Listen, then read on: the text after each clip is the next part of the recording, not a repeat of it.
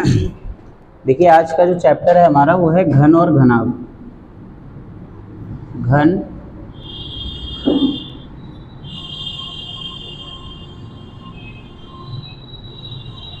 Cube and cuboid, है ना। Normally हम लोग इस बात को जानते हैं कि जो घन है वो एक 3D शेप है। कैसा शेप? 3D यानी कि त्रिआयामी, त्रिआयामी, ठीक है। त्रिआयामी, 3 आयाम हो जिसमें, यानी अगर हम लंबाई और चौड़ाई की बात करेंगे तो 2 आयाम वाला, और अगर लंबाई चौड़ाई के साथ ऊंचाई की भी बात करेंगे तो वो क्या हो गया? त्रिआयामी हो गया। मैं क्या करता हूँ, यहाँ पे एक घन बना लेता हूँ जो हमारे शुरुआत से लेकर के और आखिरी तक मदद करेगा हमारी घन को समझने में। हमने यहाँ पे एक घन ले लिया, बहुत ही आराम से समझाएंगे, बहुत ध्यान से समझिएगा। ये घन है और आप जानते हैं कि घन की सबसे बड़ी पहचान क्या है। देखो घन में क्या होता है कि लंबाई, चौड़ाई और ऊंचाई ये तीनों ही समान होंगी, जबकि घनाभ में इसका उल्टा होता है कि लंबाई, चौड़ाई और ऊंचाई तीनों समान नहीं होती। एटलीस्ट आप कह सकते हैं कि जिसके तीनों आयाम समान होते हैं वो घन होता है, जिसके तीनों आयाम में अंतर होता है वो क्या होता है? घनाभ होता है। इतनी बात हमें समझ में आ गई। तो अब अगर मैं आपसे कहूं कि एक घन में, तो हमने ये बनाया है घन, हमने ये बनाया है घन, तो घन की पहचान क्या है कि घन में लंबाई, चौड़ाई और ऊंचाई जो है वो क्या होती है? समान होती है। अब हम ये जानेंगे कि एक घन में क्या क्या पाया जाता है, एक घन में जो है वो क्या क्या होता है। तो सबसे पहली बात समझ लेंगे कि एक घन में सबसे पहले होते हैं फलक। क्या होते हैं? फलक। फलक यानी जिसे हम कहते हैं सरफेस। फलक यानी जिसे हम क्या कहते हैं? सरफेस। इसमें कितने फलक दिख रहे हैं आपको? 3। बेटा एक ये है, एक ये है, एक ये। 3 तो दिखाई दे रहे हैं और 3 ऐसे हैं जो छुपे हुए हैं। 3 ऐसे हैं जो छुपे हुए हैं। तो बेटा एक ये हो गया, एक इसके नीचे 2, एक ये 3, एक इसके सामने 4, एक ये 5 और एक इसके सामने 6। तो हमारे पास फलक कितने होते हैं? 6 होते हैं। इसी को हम सतह भी कहते हैं। फलक कहते हैं या फिर क्या कहते हैं? सतह कहते हैं। और सतह के बाद में जो दूसरा अगला आता है, फलक के बाद में जो अगला आता है वो होता है हमारा कोर, या फिर इसे हम कहते हैं साइड, जिनकी संख्या होती है 12। अब आप कहेंगे सर 12 कैसे होती है? तो गिनो भाई, 1 2 3 4 5 6 7 8 9। अब आप कहेंगे ये तो 9 ही निकले। तो इसका जरा मैं आपको 3D व्यू दिखा देता हूँ, यहाँ पे देख लेंगे आप। तो यहाँ 3D जब आप बनाएंगे तो 1 2 3 4 5 6 7 8 9 10 11 12। तो इसमें कुल मिलाकर के जो लाइंस होती हैं, रेखाएं होती हैं, वो कितनी होती हैं? 12 होती हैं। तो अगर हम बात कर रहे हैं यहाँ पर कोर की, यानी कि साइड की, तो साइड हमारे घन में कितनी होती हैं? 12 होती हैं। साइड हमारे घन में 12 होती हैं। फिर हम बेटा यहीं पे बात कर लेते हैं कोने की। कोने की बात कर लेते हैं, जिसे हम क्या कहेंगे? कॉर्नर कहेंगे। तो कॉर्नर होते हैं मेरे भाई 8। आप गिन सकते हैं यहाँ से 1 2 3 4 5 6 7 8। तो अगर हम कॉर्नर की बात करते हैं तो कॉर्नर कितने होते हैं? 8 होते हैं। तो इस तरीके से हम बेसिक फंडामेंटल एक घन का अगर हम बात करेंगे तो घन में सतह कितनी पाई जाती हैं? 6, कोर कितनी पाई जाती हैं? 12, और कोने कितने पाए जाते हैं? 8।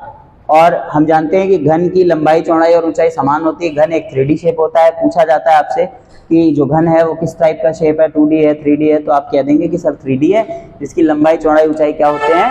तीनों ही समान होती हैं। ठीक है, तो इतना हमने देख लिया है। अब इसके आगे हम लोग बढ़ते हैं, देखते हैं इसके आगे हमारे पास और क्या है।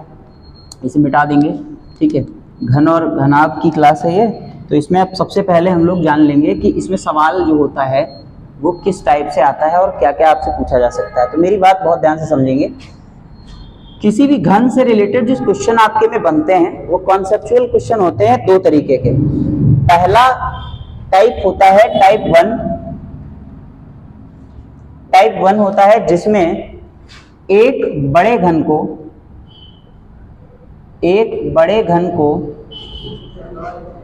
छोटे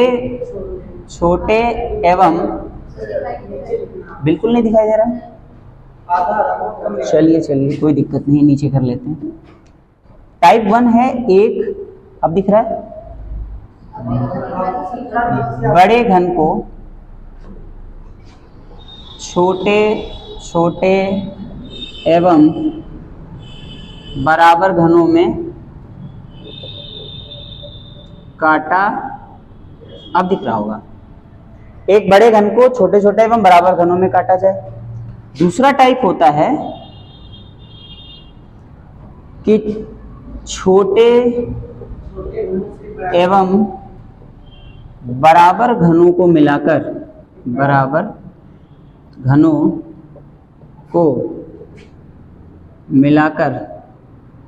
एक बड़े घन का निर्माण किया जाए। दो टाइप के सवाल हैं भाई। ये हो सकता है कि एक बड़ा घन है, उसको आपने छोटे टुकड़ों में काट लिया और उससे आपने सवाल पूछ दिए, सवाल क्या पूछेगा वो बताएंगे अभी आपको। दूसरा ये हो सकता है कि छोटे टुकड़े थे घन के, उसको मिला के एक बड़ा सा घन बना लिया, ठीक है, और फिर उससे सवाल पूछे जाएंगे।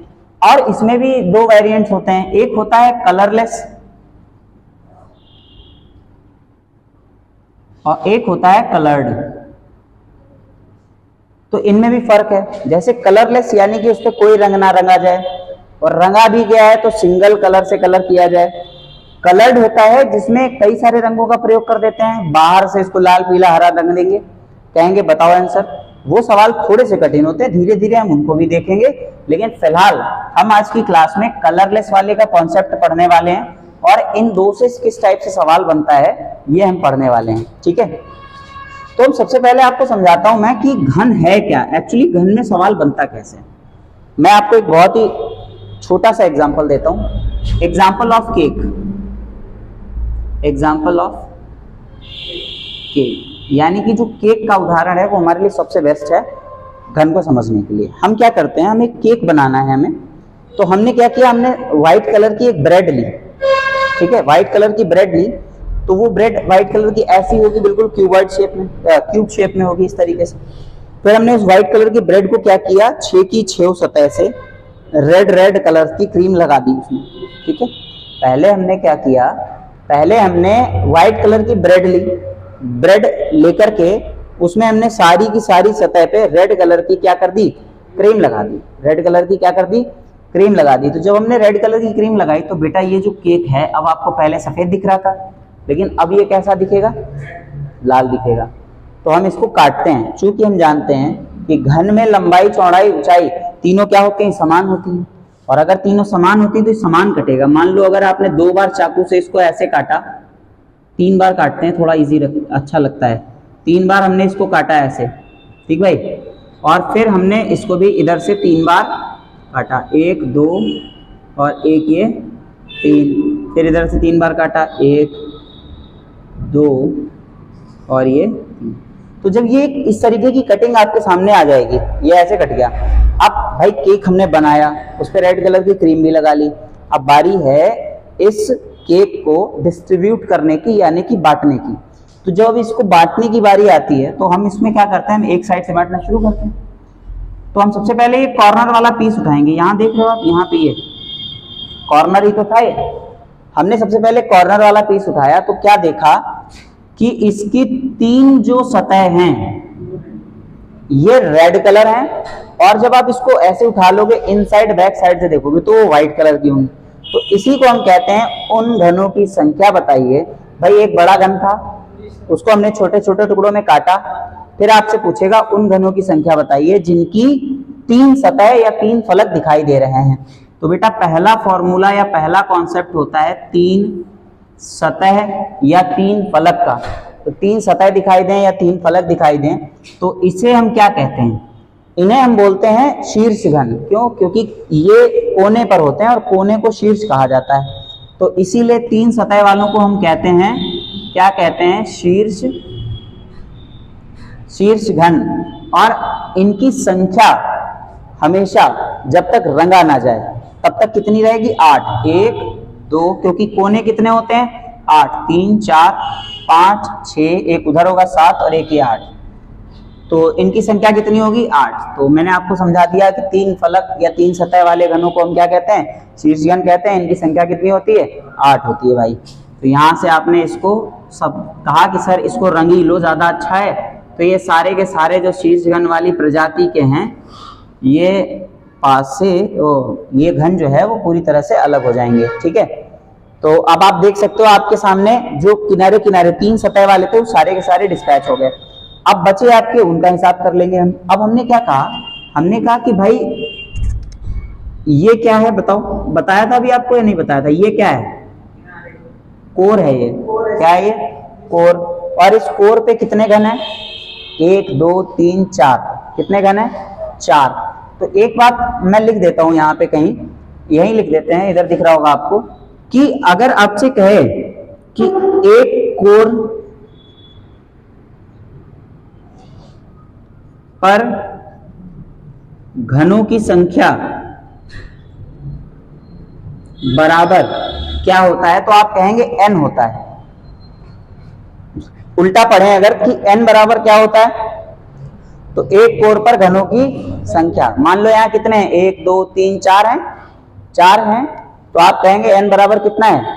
4 है। ठीक है, तो मैं ये कह रहा हूं कि ये क्या है बेटा? कोर है। और इस कोर के एक इधर साइड में और एक इधर साइड में, इसकी कितनी सतह दिख रही है? 2। अगर आप इस वाले घन को उठा लो तो इसकी कितनी सतह दिखाई दे रही है आपको? 2 सतह दिखाई दे रही हैं आपको। तो मैं ये कह रहा हूं कि जिसकी 2 सतह दिखाई दे रही हैं आपको, ये देखो इनकी भी इसकी भी 2 दिख रही है, इसकी भी 2 दिख रही है।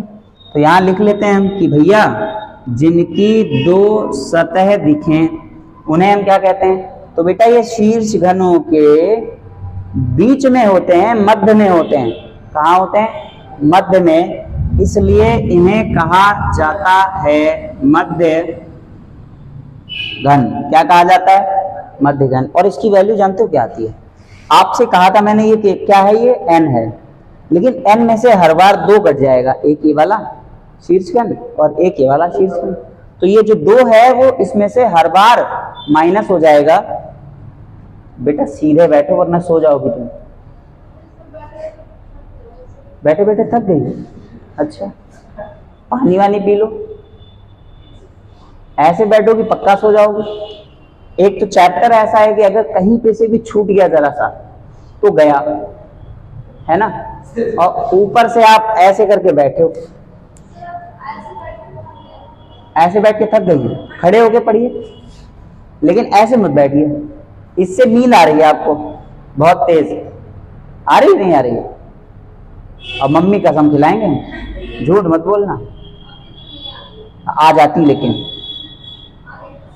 हाँ तो हमें पता है भाई, आपके साथ ये पहली बार हो रहा है। हम दिन भर में 2-4 को ऐसे देख लेते हैं। अभी एक नीचे बैठा था, ऐसे ऐसे कर रहा था, ऐसे धड़ा बच गया, चला जाता।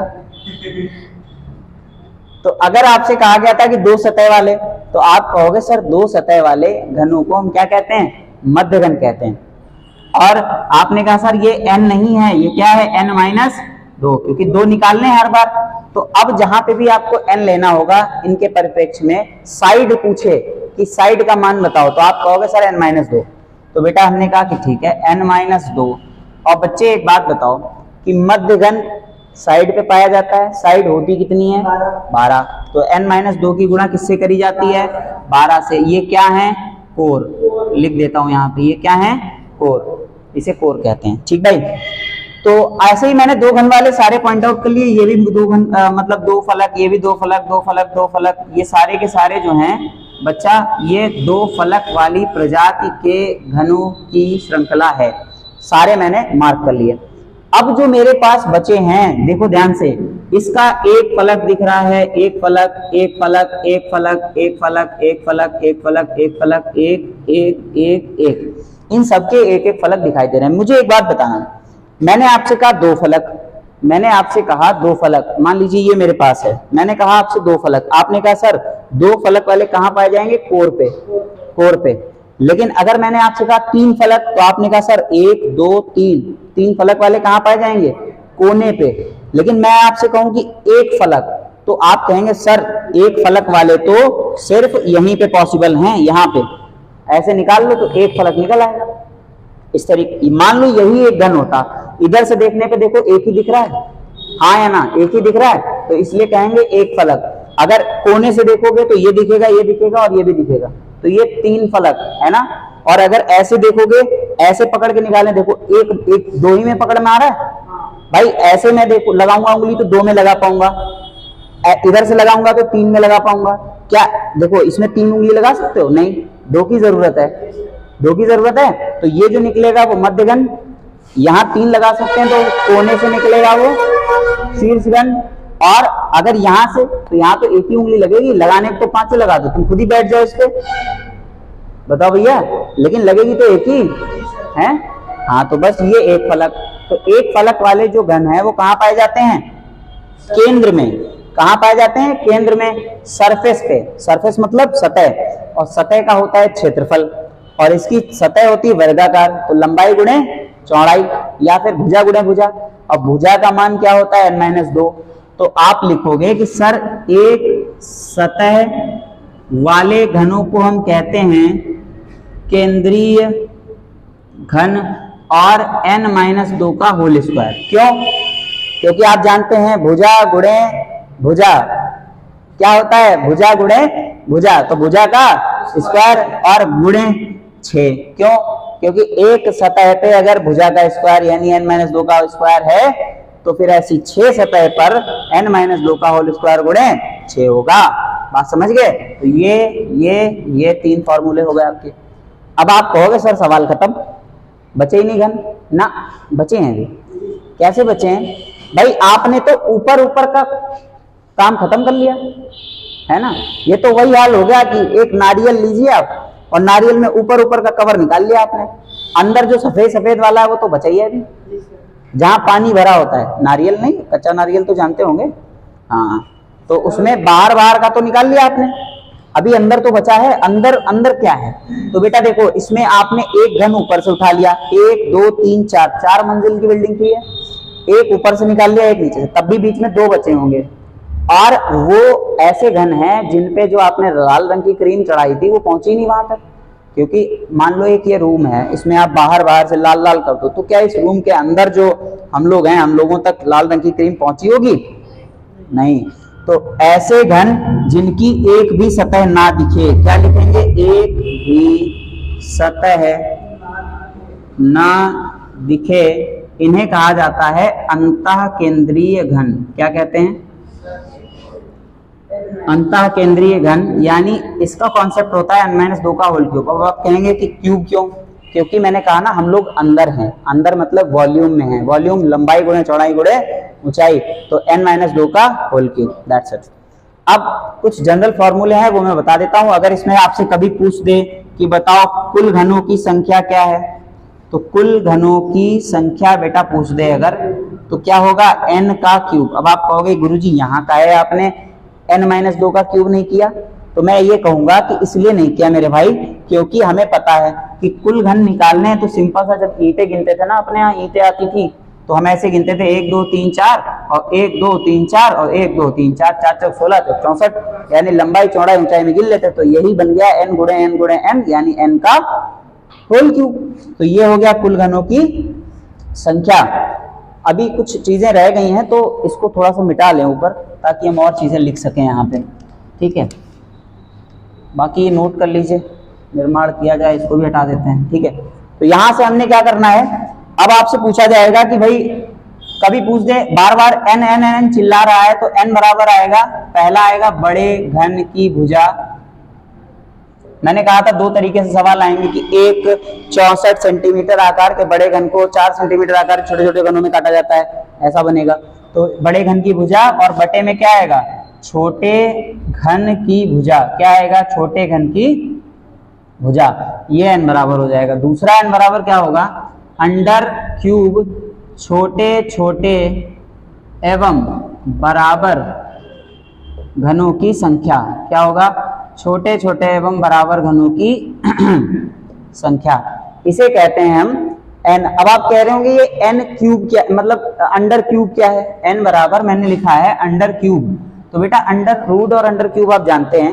अंडर रूट 4 का मतलब 2 होता है। अंडर रूट अगर दिया हुआ है तो उसकी पावर 2 हो जाएगी, और किसी को कंसिडर अगर अंडर क्यूब में कर रहे हैं तो पावर 3 हो जाती है। 1/3 मानते हैं। मान लेते हैं अंडर क्यूब 8 दिया है तो इसकी वैल्यू होगी 2।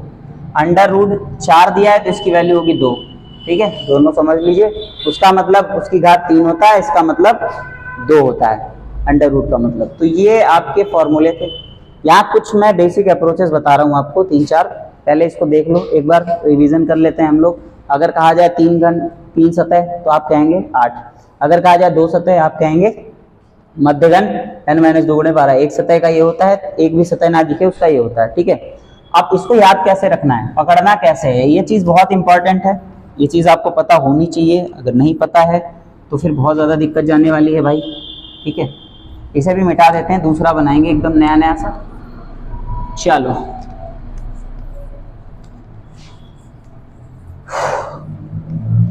देखो भाई, हम लोग डिस्कस करने जा रहे हैं घन के बारे में। मैं ये कह रहा हूं कि आपको जो ये घन दिया गया है, ये घन पूरा लाल रंग से रंगा है। किस रंग से रंगा है, मैं लिख देता हूं यहाँ पे बड़ा बड़ा। किस रंग से रंगा है, ये लाल रंग से रंगा है। तो मुझे ये बताओ इसकी कितनी सतह लाल रंग से रंगी होंगी, बताओ जल्दी से। 6। वेरी गुड भाई, अगर पूरा घन लाल रंग से रंगा है तो इसकी 3 और 3 6 सतह लाल रंग से रंगी होंगी। लेकिन बेटा मैं ये जानना चाह रहा हूं, अगर मैं आपसे कहूं कि इनकी एक सतह दिख रही है तो सिर्फ इतना बता दो आप कहां देखोगे। कहां देखोगे मतलब 3 चीजें होती हैं, कोने होते हैं, कोर होती है और होती है सतह। तो बेटा मुझे बताओ, अगर मैं कहूं कि एक सतह दिखाई दे रही है तो कहां देखोगे, कोने, कोर या सतह?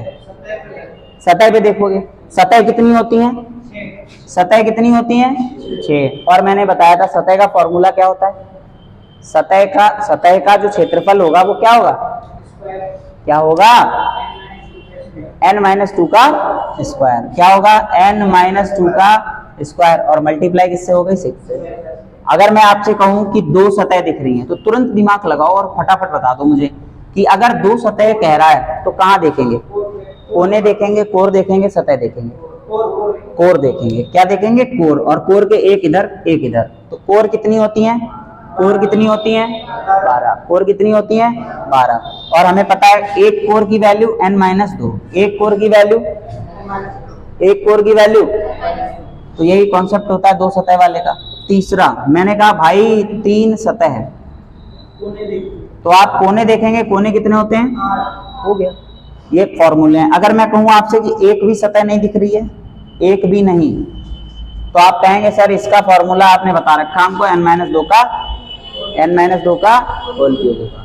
अब मैंने आपको एक चीज बताई थी कि अगर आपको निकालना हो कि n बराबर क्या होगा तो आपने क्या कहा, सर बड़े घन की भुजा बटे छोटे घन की भुजा। दूसरे कॉन्सेप्ट में n बराबर क्या होता है तो आप कहेंगे सर अंडर क्यूब लगा लो और यहां लिख लो छोटे छोटे घनों की, क्या लिख लो, छोटे छोटे घनों की संख्या। तो बेटा ये हो जाएगा छोटे छोटे घनों की संख्या, छोटे छोटे प्यारे प्यारे नन्हे नन्हे घनों की संख्या। ठीक है, तो ये आपका घन का कॉन्सेप्ट होता है। ये सारे फॉर्मूले तब तक एज इट इज लगते हैं जब तक हमारा घन या तो रंगा ना जाए, और अगर रंग भी दिया गया है तो एक ही रंग से रंगा जाए। अब मुझे ये बताओ, जैसे मेरे हाथ में अगर ये घन है ये घनाभ है हालांकि, लेकिन ये घन है मान लेते हैं, तो ये किस कलर का है, ब्लैक ही दिख रहा है बाहर से।